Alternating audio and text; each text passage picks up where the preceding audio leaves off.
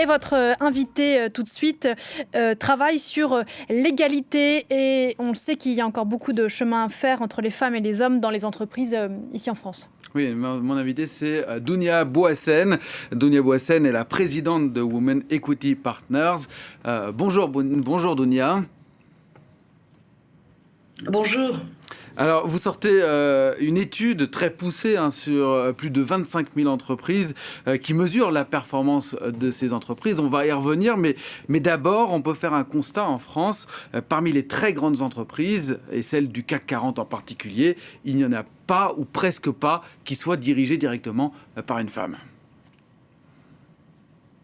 Oui, effectivement. Et on a une femme aujourd'hui directrice générale au sein d'une entreprise d'une CAC 40, ce qui est évidemment très peu. Mais peut-être, pourquoi est-ce que ce chiffre est choquant ? C'est voilà plus de 3 générations que les femmes ont atteint la parité au baccalauréat. Elles sont très nombreuses à être diplômées du 3e cycle. On est à quasi-parité sur la force de travail. Il y a quasi-parité au niveau des cas d'entreprise. Et il est effectivement tout à fait surprenant, pour ne pas dire plus, qu'il y ait toujours aussi peu de femmes à la tête des grandes entreprises. Alors, ça, c'est un sujet, mais nous, ce que nous regardons beaucoup, c'est évidemment ce qui se passe au niveau des PME et ETI. Et en quoi est-ce que c'est important ? Ces entreprises représentent la majeure partie des entreprises françaises. Elles concentrent 55% de l'emploi. Donc, il est à notre sens très, très important de regarder comment les choses se passent au sein des petites, moyennes et entreprises de taille intermédiaire en France.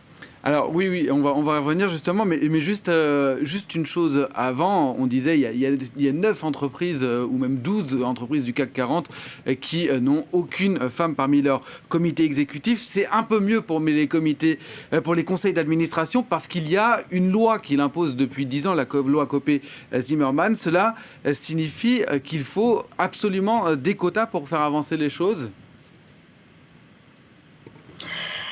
Alors, est-ce qu'il faut absolument des quotas ?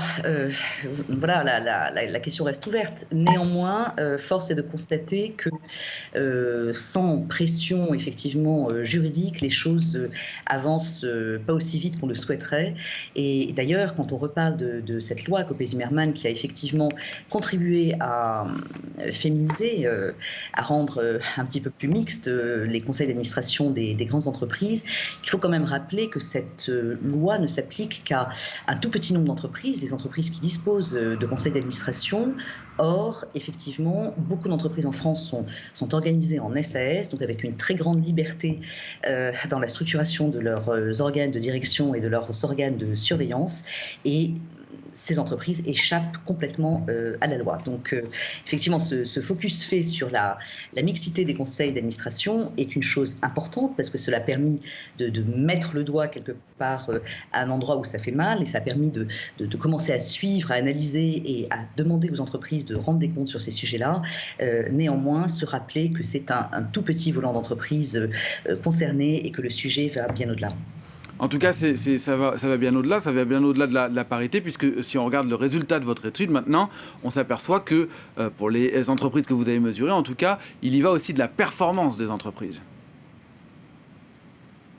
Absolument. Alors nous analysons chaque année près de 40 000 entreprises françaises dont les chiffres d'affaires s'établissent entre 4 et 150 millions d'euros et nous regardons leur performance financière sur 3 ans et nous regardons plus particulièrement les performances financières de celles d'entre elles qui sont dirigées par des femmes. Et chaque année, depuis plus de 10 ans, nous constatons une surperformance très nette à la faveur de celles dirigées par des femmes avec notamment une rentabilité moyenne bien supérieure.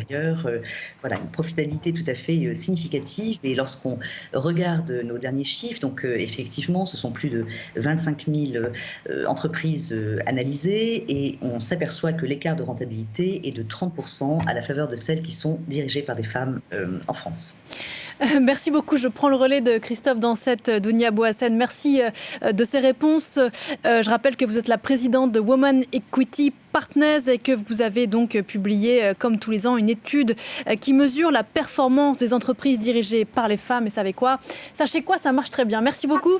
Belle journée à vous et à bientôt dans Paris Direct. La revue